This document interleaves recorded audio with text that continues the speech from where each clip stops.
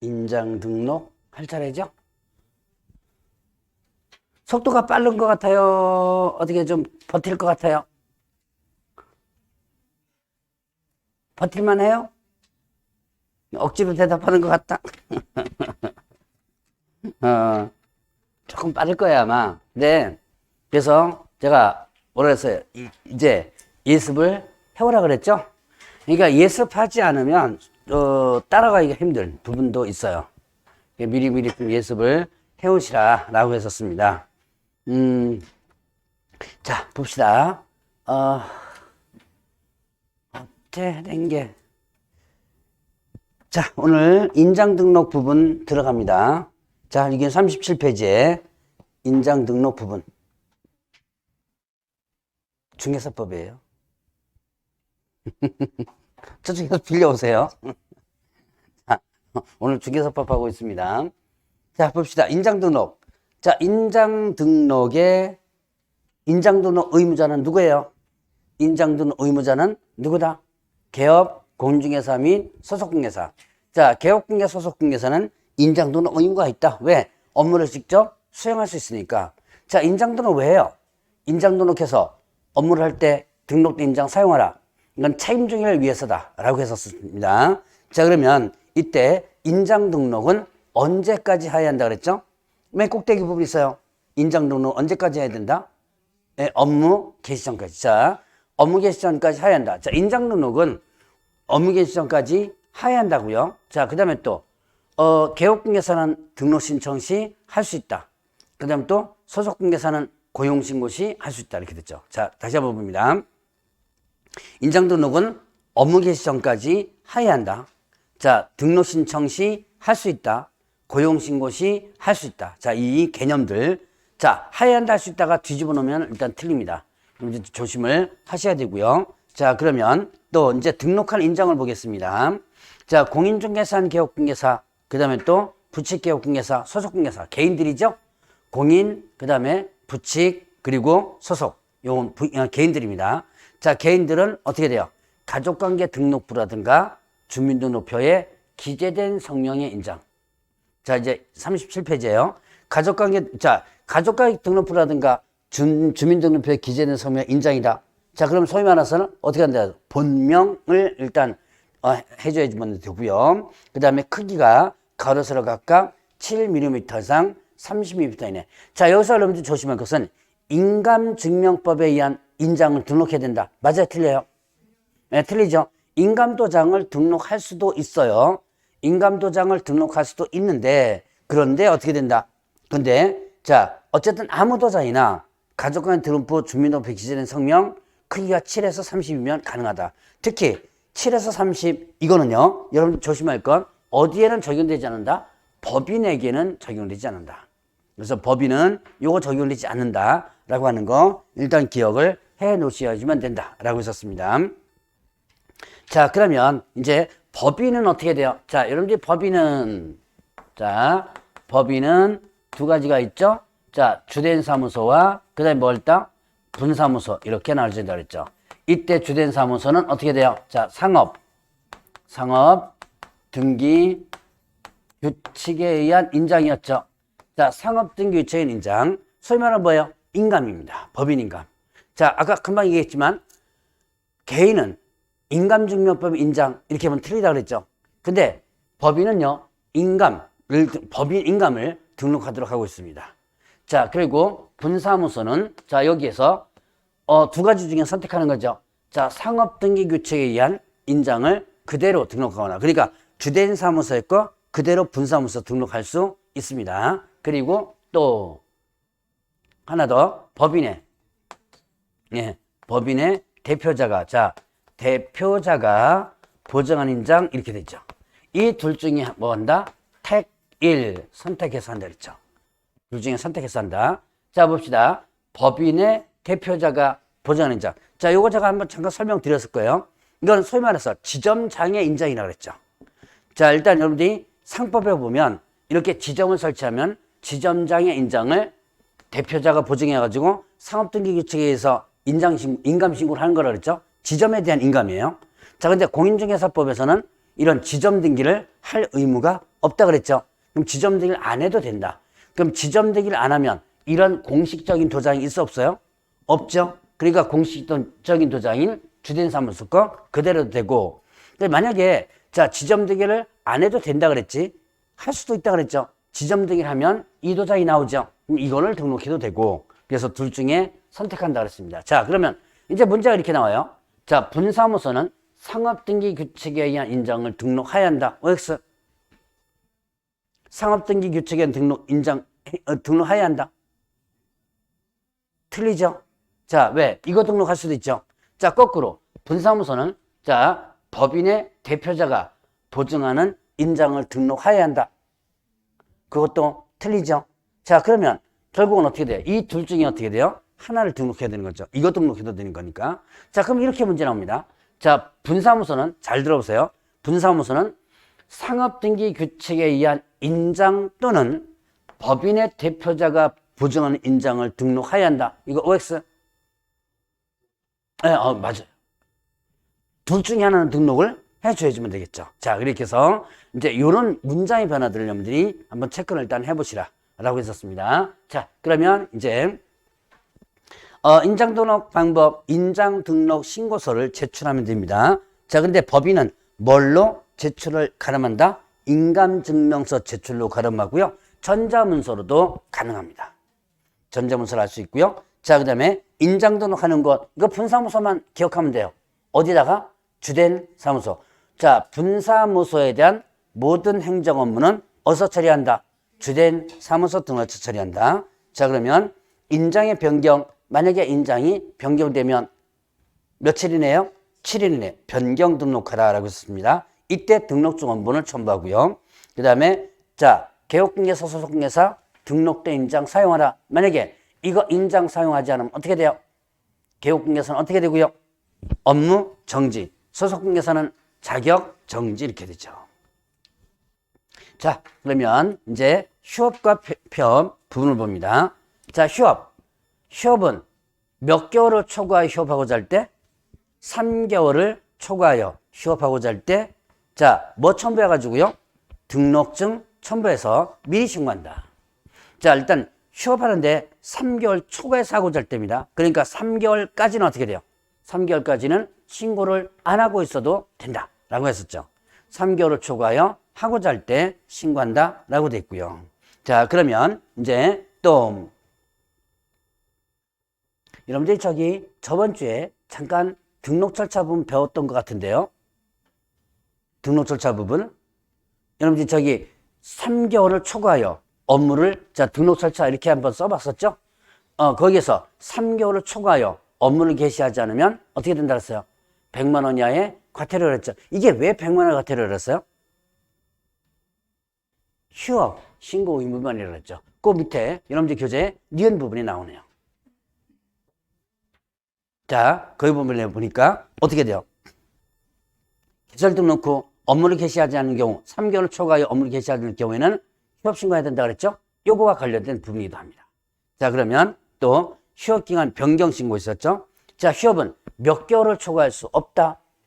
한 번 하면 6개월까지만 할 수 있죠? 6개월을 초과할 수 없다라는 부분이 있었습니다. 다만 업무를 계속할 수 없는 부득이한 사유가 있다면 6개월을 초과할 수 있다. 자, 그러면 부득이한 사유를 한번 볼까요? 뭐 했었어요?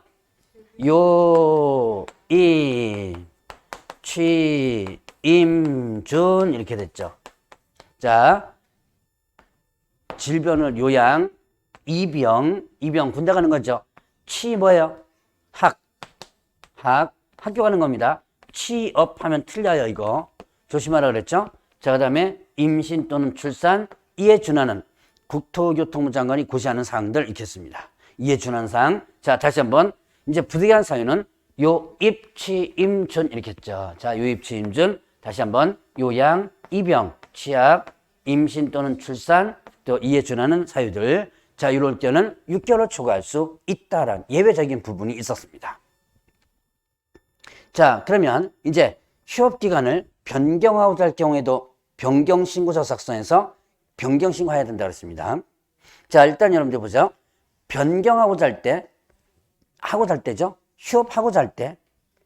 자, 그 다음에 변경하고자 할 때, 하고자 할 때입니다. 항상 사전. 그 다음에 이 변경하고자 할 때는 자, 등록증을 첨부하나요? 안 하나요? 등록증 첨부 안 한다. 왜? 이미 휴업신고하면서 어떻게 돼요? 휴업신고하면서 예, 등록증이 저렇게 가 있죠? 첨부라고 하면 말이 안 되죠. 근데 이게 시험 문제 벌써 3번이나 나왔어요. 변경신고 시 등록증 첨부하여 이렇게 해서 나왔던 적이 있었습니다. 그러니까 생각하면 말도 안 되는 거예요. 따지고 보면. 근데 그게 나중에 지문으로서 나오잖아요. 그러면 그럴듯하게 해서 넘어가는 거죠. 자, 그래서 그거 여러분들 일단 기억을 해보시고. 자, 그러면 이제 또 업무재개 신고. 자, 일단 여러분들이 휴업신고를 했다가 업무를 재개하고자 할 때 업무재개 신고를 하라 그랬습니다. 자, 일단 업무재개 신고는 무조건 해줘야 돼요.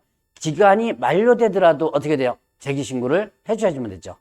자, 이러면 재개하고자 할 때 재개신고하면 즉시 뭐를 반환해준다? 등록증을 반환해준다 라고 되어 있습니다. 자, 그러면 이제 휴업과 휴업신고와 관련된 부분. 자, 휴업하고자 할 때, 업무재개 하고자 할 때, 기간 변경 하고자 할 때, 하고자 하죠? 요거 위반하면 예, 100만 원이 과태료고요. 자, 그 다음에 또 휴업은 몇 개월을 초과할 수 없다? 6개월을 초과할 수 없다 그랬죠. 자, 정당한 사유 없이 6개월 초과해서 휴업했다 그러면 이때는 등록이 취소될 수 있다. 상대 등록 취소. 상대 등록 취소는 어디에 해당되죠? 같이 기억하라고 했습니다. 상대 등록 취소는 곧 어디다? 업무 정지다. 같이 여러분들 기억을 해놔라라고 했었죠. 자, 이제 폐업신고. 폐업신고는 간단해요. 폐업을 하고자 할 때. 폐업하고자 할 때 뭐 첨부해가지고 등록 첨부해서. 자, 휴업하고자 할 때, 폐업하고자 할 때 모두 다 하고자 할 때입니다. 사전. 여러분들 좀 기억을 해놓으라고 했고요. 자, 일단은 등록증 첨부해서 한다. 자, 폐업하면 등록 이력이 어떻게 돼요? 바로 소멸되죠. 폐업하면 곧바로 등록 이력이 소멸된다. 자, 그러면 이제 봅시다. 전자문서로 이게 이제 한꺼번에 묶어서 한번 했었죠. 자, 폐업신고 위반하면 어떻게 돼요? 100만 원 과태료. 휴업신고, 폐업신고 위반하면 모두 100만 원 과태료죠. 자, 이때 전자문서로 할 수 있는 게 있고 전자문서로 할 수 없는 게 있더라. 자, 전자문서로 할 수 있는 것은 뭐 있다? 기간 변경 신고와 그 다음에 또 업무재개 신고. 업무재개 신고. 자, 기간 변경 신고와 업무재개 신고는 뭘로 할 수 있다? 전자문서로 할 수 있다. 자, 그 다음에 전자문서로 할 수 없는 게 뭐 있었어요? 휴업신고와 그 다음에 또 폐업신고. 휴업신고와 폐업신고는 전자문서로 할 수 없다. 제가 전자문서를 할 수 있다와 전자문서 할 수 없다의 구분을 어떻게 한다 그랬어요? 예. 자, 이거는 나중에 큰 틀로 기억하면 95%가 이거라 그랬습니다. 자, 뭔가를 들고 간다면 전자문서를 할 수 없다. 여기 95%라 그랬죠? 나머지 예외적인 5%가 있긴 있어요. 자, 다시 뭔가를 들고 가는 거라면 전자문서를 할 수 없다. 자, 휴업신고와 폐업신고는 뭐 들고 가요? 등록증을 들고 가죠. 그래서 뭘로 할 수 없다? 전자문서를 할 수 없다. 나중에 이게 어디서 또 계속 써먹냐면 부동산 거래신고 부분 가서도 계속 써먹어요. 일단 같이 여러분들 좀 기억을 해놓으시고요. 자, 그러면 이런 게 있네요. 부가가치세법에 의한 휴업 또는 폐업신고가 있습니다. 자, 그러면 이게 뭐냐면 자, 중개업에 대한 휴업 폐업 신고를 할 때 그럼 당연히 같이 뭐도 해줘야 되는 거예요? 부가가치세법에 의한 사업자 등록제에 대한 휴업 폐업 신고를 해줘야죠. 이때 자, 이 두 가지를 한꺼번에 어디다가 할 수 있다? 등록관청에 할 수 있다. 그래서 등록관청에 자, 중개사법에 의한 휴업 폐업 신고와 부가가치세법에 의한 휴업 폐업 신고서를 동시에 등록관 제출하면 등록관청에서는 지체 없이 부가가치세법에 의한 휴업 폐업 신고서를 어디로 송부한다? 세무서장으로 송부하는 거예요. 자, 그럼 거꾸로. 자, 중개사법에 의한 휴업 폐업 신고서와 그 다음에 또 부가가치세법에 의한 휴업 폐업 신고서를 어디다가 제출할 수 있다? 세무서장에 제출할 수 있다. 그러면 세무서장이 제출하면 어떻게 돼요? 세무서 제출하면 세무서장은 이거를 갖다가 어디로 송부하는 거예요? 네. 자, 등록관청에 송부한다. 이때 송부하면 휴업 폐업 신고서가 제출된 것으로 본다. 이렇게 되죠. 그러니까 결국은 어떻게 돼요? 지금 이 중개사법의 휴법 신고를 등록관청뿐만 아니라 어디에다가요? 세무서장에도 할 수 있다. 가까운 데 가서 하면 된다라는 부분이었습니다. 자, 그러면 이제 간판 철거 의무가 있네요. 다음에 해당하는 경우에 지체 없이 간판을 철거하라고 그랬습니다. 자, 간판 철거 뭐 있었어요? 이전 신고, 그 다음에 또 폐업 신고.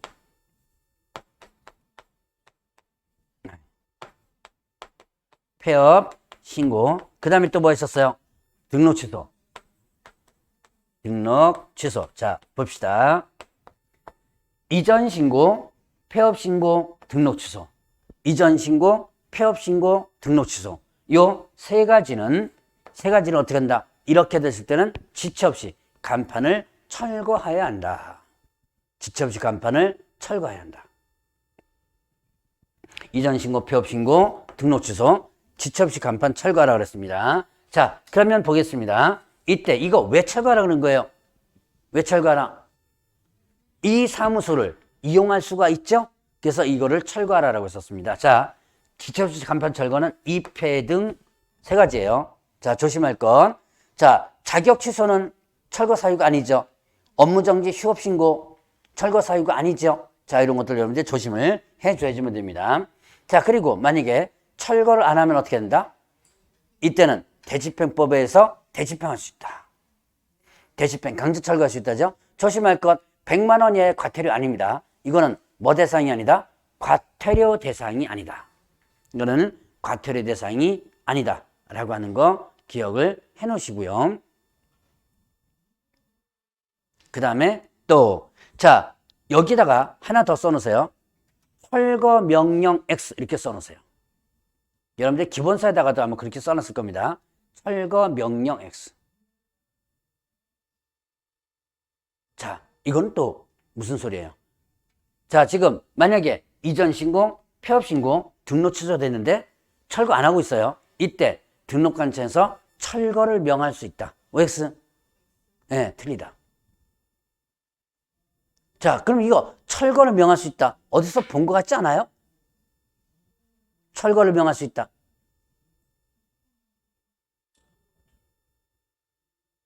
기억 안 나나요? 자, 여러분들이 저번 주에 배운 거 한번 볼까요? 30페이지.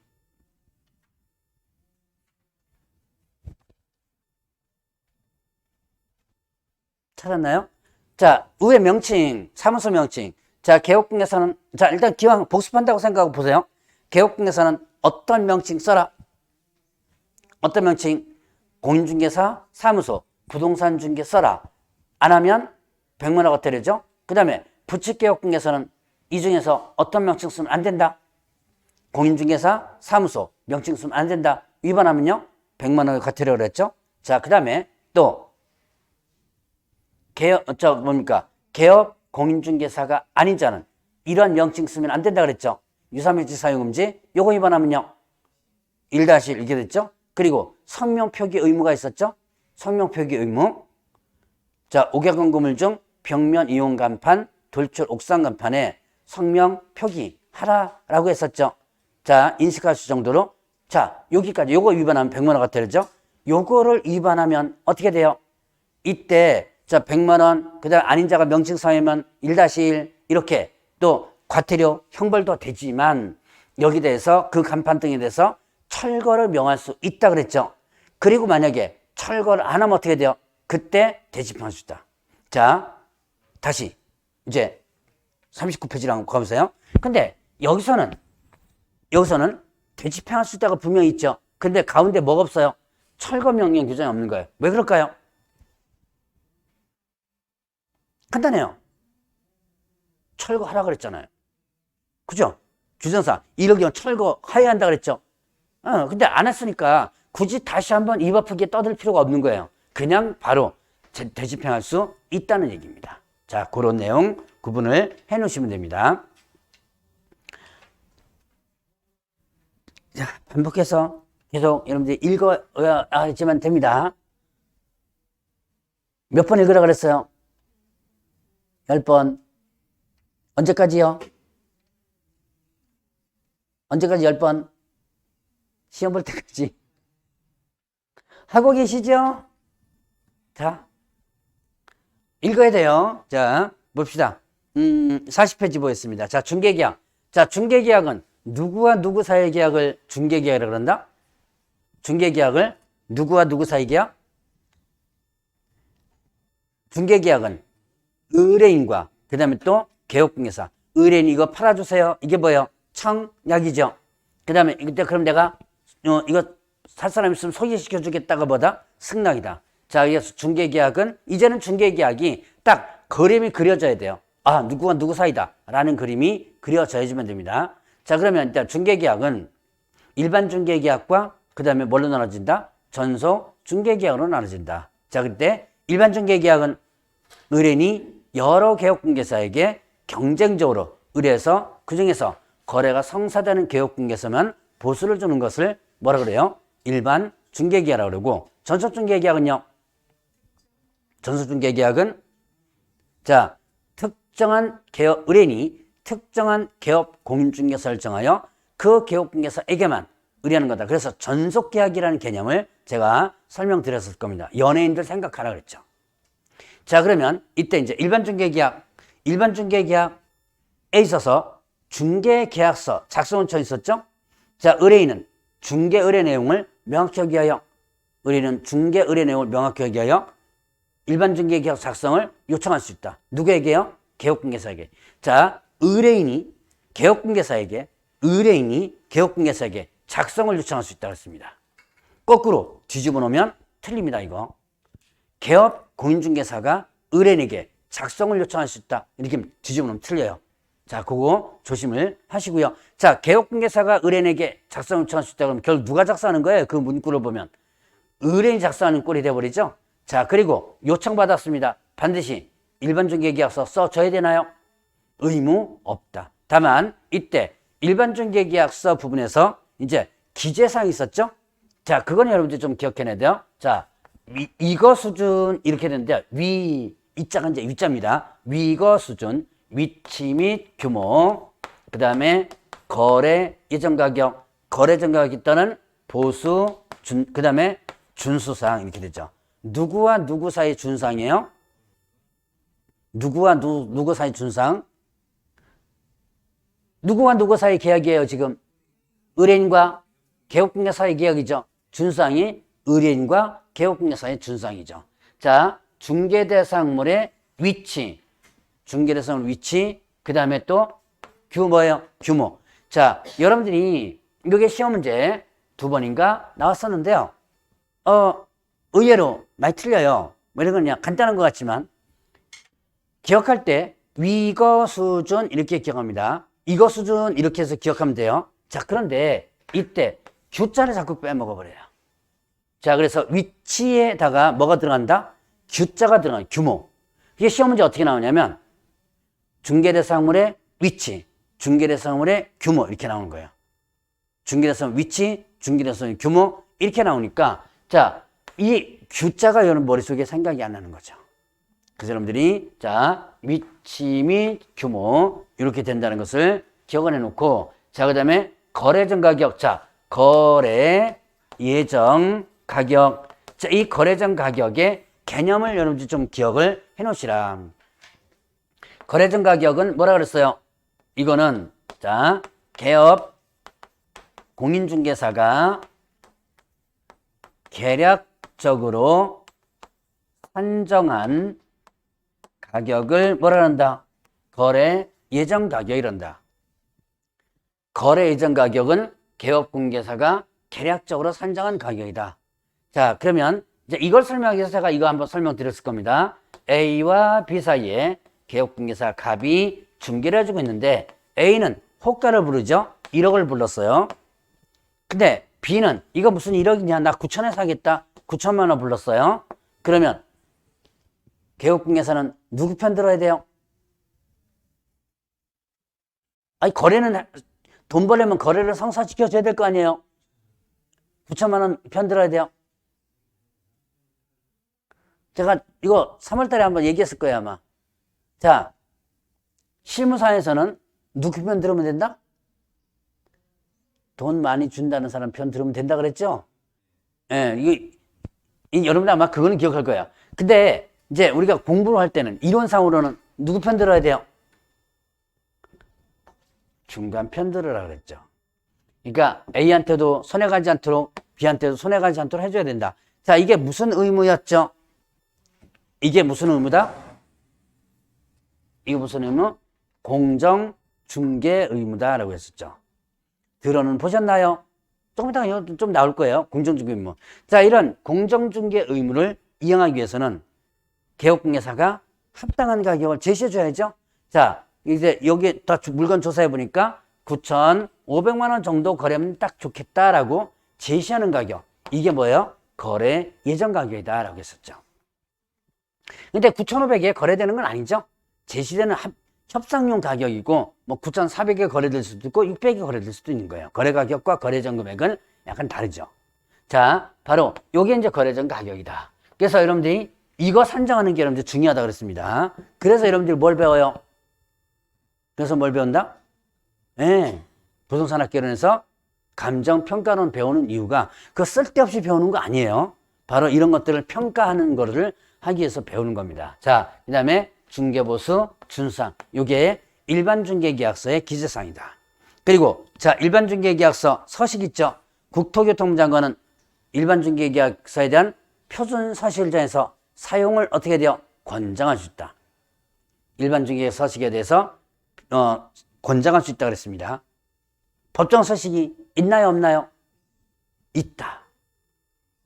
있습니다. 조금 이따가 볼 거예요. 법정서식이 있다. 자, 이 법정서식을 반드시 사용할 의무 없다. 자, 그러면 전속중개계약 보겠습니다. 자, 전속중개계약 의뢰인이, 자, 이제 이건 지우고요. 의뢰인이 특정한 개업 공인중개사를 정해서 그 개업공개사에게만 의뢰한다. 나는 너한테만 의뢰하겠다라고 하는 것은 너한테만 물건 내놓겠다. 너한테만 물건 내놓겠다라고 하는 것이 전속중개계약이다 그랬죠. 그래서 제가 이게 이해 안 되면 여러분들 연예인 기억하라 그랬죠? 연예인들 뭐예요? 전속 계약하는 거랑 똑같아. 자, 그러면 이때 여러분들 연예인들이 전속 계약을 체결하면 만약에 그 전속 계약을 위반했을 때 어떻게 돼요? 전속 계약을 위반하면 뭐가 청구돼요? 전속 계약 위반했을 때 위약금이 청구되죠. 자, 바로 여기도 마찬가지 위약금이 청구된다 그랬죠. 자, 그러면 전속중개계약을 체결했을 때 개업 공인중개사의 의무와 그 다음에 어떤 의무로 나눠진다? 의뢰인의 의무로 나눠진다. 자, 개업공개사 의무. 자, 일단 봅시다. 개업공개사는 전속중개계약을 체결하면 뭘 써라 그랬어요? 전속중개계약서. 법정서식 있습니다. 전속중개계약서 써라. 이거 그리고 몇 년간 보관해줘야 돼요? 몇 년? 3년간. 자, 전속중개계약서를 써야 되고 그리고 3년간 보관을 해줘주면 된다. 요거 위반하면 어떻게 돼요? 위반하면 업무 정지. 자, 오늘 이제 또 지겹게 또 들을 게 하나 나옵니다. 자, 여러분들 많이 들어봤을 거예요. 서식 관련 위반하면 들어보셨나요? 서식 관련 위반하면 업무 정지. 그 서식이 뭐였었어요? 전속중개계약서, 확인설명서, 거래계약서. 오늘 다 배울 겁니다. 전속중개계약서, 거래계약서, 확인설명서, 서식 관련 위반하면 어떻게 된다? 업무 정지. 자, 같이 기억을 해 놓으셔야지만 됩니다. 자, 그러면 이제 중개대상을 공개하라 그랬어요. 자, 전속중개계약 체결하면 며칠 이내? 7일 이내. 물건 정보를 공개해줘야 돼요. 어디다가요? 정보망 또는 일간신문. 자, 정보망에 공개하든지 일간신문에 공개하든지 둘 중에 하나입니다. 자, 여기서 정보망에 공개하거나 일간신문에 공개된다 이렇게 되는 거예요. 그러면 이렇게 문제 나오죠. 정보망에 공개하고 일간신문에 공개해야 된다. 틀리죠? 자, 이거 하거나 저거 하거나 둘 중에 하나입니다.